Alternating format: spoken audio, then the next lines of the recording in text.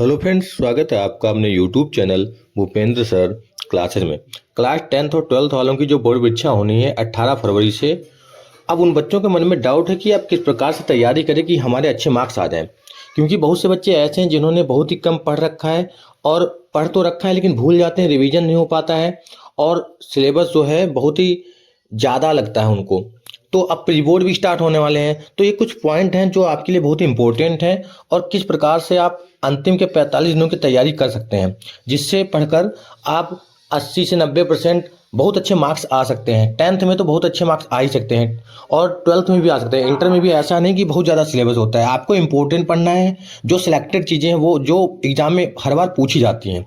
तो ये पहला पॉइंट जैसे दे रखा है, कम पढ़ो लेकिन नियमित पढ़ो। कम पढ़ो लेकिन नियमित पढ़ो का मतलब है कि आपको चाहे आप पर डे स्टार्ट करें 2 से 3 घंटा पढ़ें या 4 घंटा पढ़ें, लेकिन लगातार पढ़ना। ये नहीं कि जैसे आज एक ही दिन में 5 घंटा पढ़ लिया, 6 घंटा पढ़ लिया और कल पूरा दिन गायब, कल बिल्कुल नहीं पढ़ा। तो लगातार पढ़ना। जैसे एक सब्जेक्ट को अगर 1 घंटा पढ़ा है तो अगले में रोज 1-1 घंटा पढ़ो। हर एक सब्जेक्ट को 1-1 घंटा दो, ठीक है। ये नहीं कि आज पढ़ लिया उसको 3 घंटा अगले दिन गायब। तो रोज पढ़ना है आपको और लगातार पढ़ना है। चाहे थोड़ा थोड़ा पढ़ो लेकिन पढ़ना लगातार है, रोज पढ़ना है, लक्ष्य बनाकर पढ़ना है। दूसरा पॉइंट है कि लक्ष्य बनाकर पढ़ो। लक्ष्य बनाकर पढ़ो का मतलब है कि आप एक टारगेट बना लो कि ये जो हिंदी का टॉपिक है ये हमें आज तैयार करना है। 1 घंटे में हमें 2 जीवनी याद करनी है, तो 2 जीवनी याद करके ही उसको करना है, ठीक है। 2 जीवनी याद कर लेंगे, फिर अगला सब्जेक्ट पढ़ेंगे। फिर कौन सा विषय कब पढ़ें, कठिन या सरल। मतलब ऐसा डाउट होता है बच्चों के मन में कि कौन सा सब्जेक्ट किस समय पढ़ें। बहुत से बच्चे ऐसे होते हैं कि सुबह मॉर्निंग में वो मैथ लगा रहे हैं। ऐसा नहीं कि सब बच्चों का अलग अलग माइंडसेट होता है। कुछ लोग शाम को पढ़ते हैं, कुछ लोग सुबह पढ़ते हैं। तो अधिकतर क्या है, जो जैसे मैथ है, साइंस है, फिजिक्स है, केमिस्ट्री, ये सब जो लगाने वाले हैं, जैसे मैथ है तो ये आपको लगाने वाले, तो आपको ये शाम को पढ़ सकते, रात में पढ़ सकते हो। और मॉर्निंग में क्या याद करने वाले, जैसे हिंदी है आपका, इंग्लिश है, बायो है, ये सब याद करने वाले मॉर्निंग में पढ़ सकते हैं। छोटे नोट्स बनाओ, मतलब शॉर्ट नोट्स, ठीक है। जो टॉपिक इंपॉर्टेंट टॉपिक लिखो, जैसे पूरा थ्योरी नहीं लिखना है, शॉर्ट नोट्स बनाने हैं आप, क्योंकि हाँ ये वाला पॉइंट जो हाईलाइट हो रहा है कि ये इंपॉर्टेंट है वो लिख लो। जैसे जीवनी में क्या होता है, सन, उनके जो मृत्यु और जो जन्म होता है, माता पिता का नाम, रचनाएं, इस प्रकार से। फिर अगला है रोज रिवीजन जरूर करो और यदि याद किया है तो उसे लिख कर देखो। जैसे लॉन्ग क्वेश्चन को याद किया है तो उनको लिख कर भी देखो। लिखने से क्या होगा, आपकी हैंड राइटिंग भी अच्छी होगी और लिखने की हैबिट आएगी और स्पीड भी बढ़ेगी आपकी। रिवीजन रोज करो, बस जो पढ़ा उसको रिवीजन करो।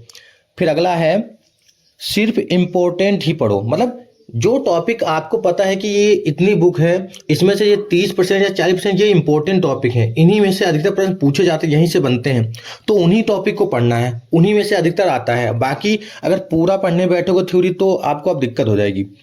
पिछले 5 वर्षों के पेपर को सॉल्व करो, मतलब आंसर भी आपको सॉल्व करना है। पिछले 5 प्रीवियस ईयर के जो पेपर हैं उनको जरूर सॉल्व करना है भाई आपको।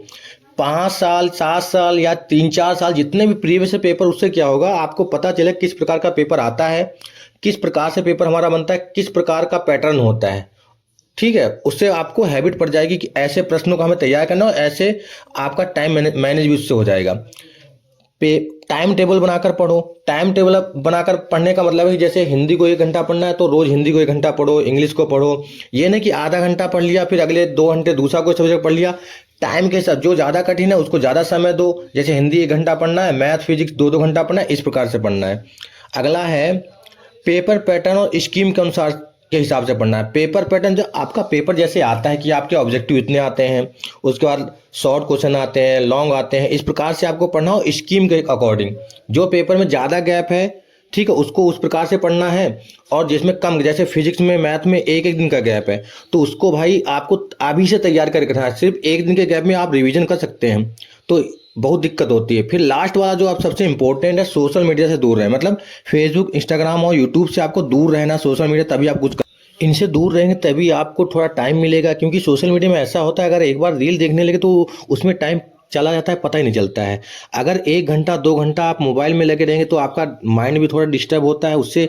जो उसके बाद पढ़ने बैठेंगे तो दिक्कत होती है कि उसको समझने में, चीज़ों को सवाल लगाने में या याद करने में। तो अभी यही है कि आपको 1-1.5 महीना आपको सोशल मीडिया से दूर रहना, तो आपकी तैयारी अच्छी हो सकती है भाई।